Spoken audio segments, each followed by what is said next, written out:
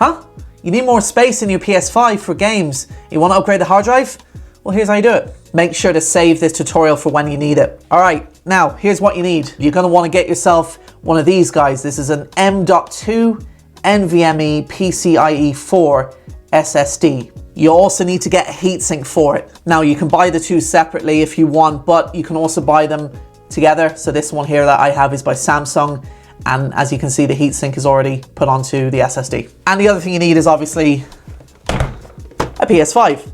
All right, let's switch the camera angle. Okay, so the first thing you want to do if you have one of these on there is just take off the stand. Next thing you're going to want to do is pop off the back plate. Now that's not the front plate here with the logo on it, it's the one at the back.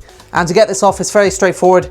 Take your hand at the top right of the back plate and then another hand at the bottom and just pull and it just comes off like that. This guy here is where you want to go. So what you're going to want to do is take just a regular Phillips screwdriver. You more than likely have one lying around the house somewhere, and just unscrew this screw here.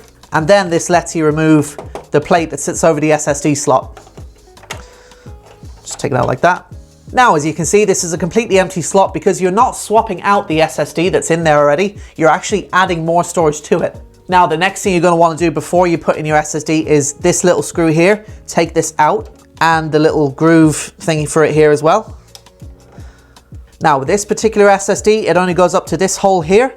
So we're just going to put the groove into that hole. And then we put in our SSD. Now, to do this, you come in at an angle. Don't go flat down, come in at an angle. Now, you're just going to want to go in, make sure you have the connection there. And then when you feel like it's in, just wiggle it a bit round with your finger, like so. And then you're going to take that screw from earlier and just put it into that slot there, just to hold it in place. Now, once that's done, you can put your protective plate back over it, put your big PS logo screw back into the slot here, and then we put the back plate back on, like so. Then we plug our PS5 back in and power it on. And as you can see here, this little window comes up that says to format the SSD so that it works with the PS5. So we're going to go ahead and do that. And there we go. Now from there, what we can do is we can go to each game and then choose if we want to move it to that SSD. And as you can see there it is, M.2 SSD storage, 2 terabytes free. And there you go, that's it. Nice, easy sort of repair that you can do yourself. Actually, wait, what am I saying? No, don't do it yourself. Bring it to us, pay us to do it.